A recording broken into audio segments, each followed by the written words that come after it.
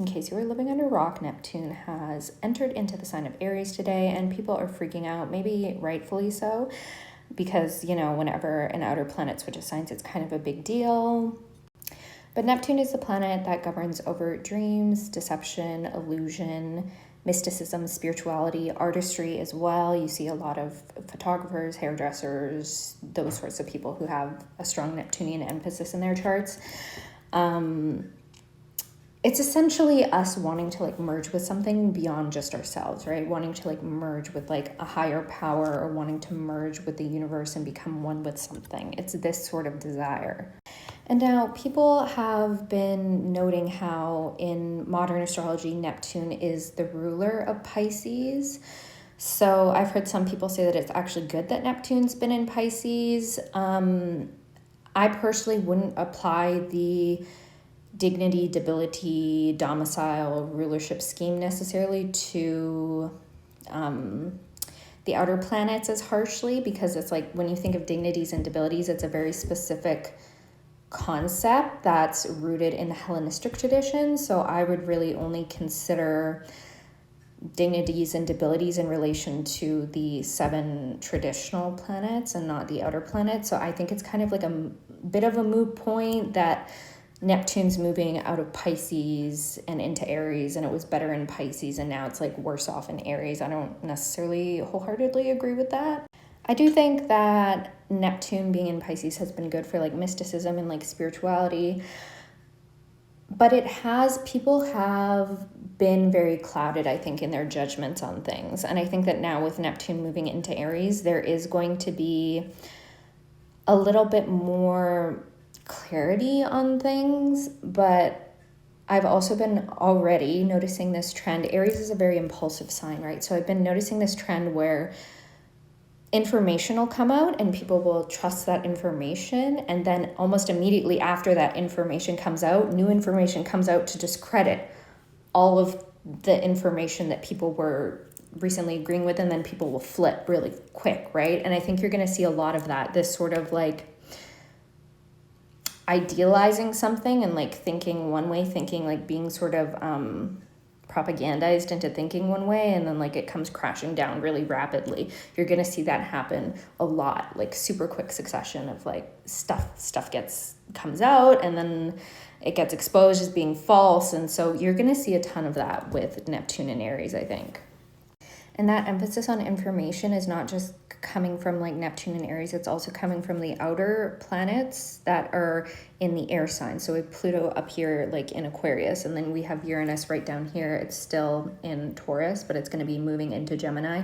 And so the air signs really emphasize information. Gemini especially is associated with information, but Aquarius is also associated with things like the internet, right? With the newer forms of information and the distribution of information.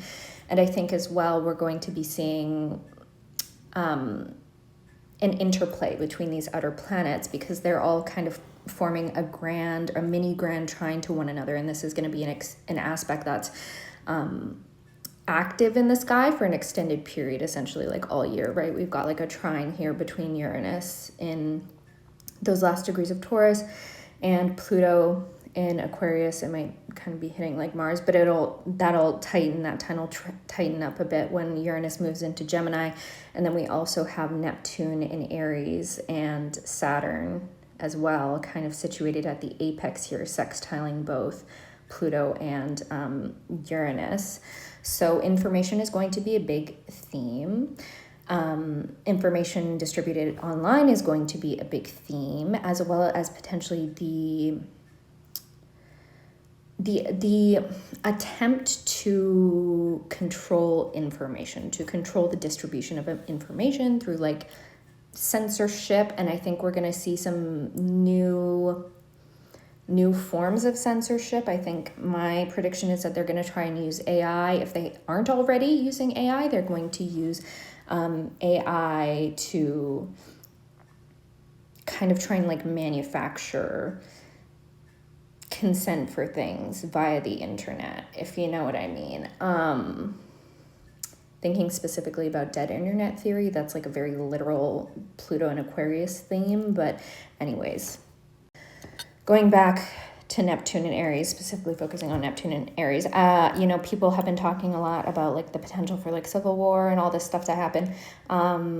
That could indeed be the case. What I don't see emphasized very often, though, is the environmental impacts that this transit is going to pose. Because when you think about Neptune, Neptune is literally, in mythology, the god of the sea. And Aries is a very hot sign. It's a fire sign. It's a cardinal fire sign, right? So I think we're going to see a lot more issues occurring with regards to the rising temperatures of ocean levels, and we're really going to see how that's going to be impacting us. And I think people will be more environmentally inclined, and they'll be able to more clearly see how the environment impacts them and is going to impact their daily lives if we don't get it together quick. And that's also going to be a theme associated with Chiron here, which will be moving into the sign of Taurus, which is associated with land. And Chiron and Taurus has also often occurred during like major environmental movements and environmental shifts too. So I think we're going to see a lot more of that. Especially though, anytime you talk about Neptune, in these recent years, you've also had to talk about Saturn, because Saturn and Neptune are really close together, and they're forming a conjunction, and they'll be forming a conjunction for a while yet. Saturn-Neptune conjunctions have typically in the past been associated with the dissolution, right? Think of Neptune. It's always trying to dissolve something. It's always trying to break down a barrier between yourself and the outer world, right? So it's been about the dissolution of structure, right? Saturn is very much about literal structure. So we've seen, you know, the collapse of the Berlin Wall happen during Saturn-Neptune conjunctions. We've seen a lot of systems have collapsed also during Saturn-Neptune conjunctions. You'll have like the ruler of nations will sometimes like pass away during Saturn-Neptune conjunctions, and the country will be thrown into chaos. It's like this kind of thing. And sometimes it has a bad outcome. Sometimes it has a more favorable outcome, but you do see like the crumbling and the dissolution of structures. That's like a major theme with Saturn-Neptune. It can also be associated, interestingly, too, with like women's liberation movements. And it can also, it has this quality sometimes of also being associated with like weird delusions that the public gets into. Like think of like the satanic panic. Like sometimes under Saturn-Neptune conjunctions, people will have these really fringe sort of ideas, and it kind of like overtakes like an entire massive group of people. That's also another theme that we'll see with Saturn and Neptune too. But Saturn and Neptune also have a very kind of symbiotic relationship. They actually kind of pair well nicely together. I'm going to read a little passage from Stephen Arroyo's Astrology, Karma, and Transformation, if I can find it. Here we are. Okay. How can that which is boundless and formless by its very nature be brought within our limited concepts and life structures? In other words, the confusion or spaced out feelings so often experienced in relation to Neptune develops chiefly when one is resisting the inevitable disintegration and dissolution of some pattern in our life or some aspect of our personality. This negative side of Neptune's manifestation is also much more apparent, as mentioned above, when one is not grounded in the material world. One might say, unless one has come to terms with the pressures, realities, and obligations of Saturn, one is not sufficiently grounded to handle the intensity and disruption of any of the trans-Saturnian planets. So I do think that your ability to work well with this transit and this movement of Neptune into Aries is indicated by your ability to remain grounded and to remain present in reality.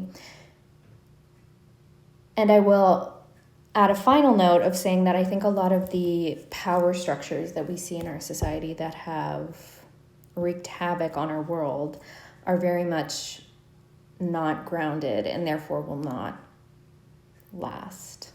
So there's some good things that can come, you guys, I promise.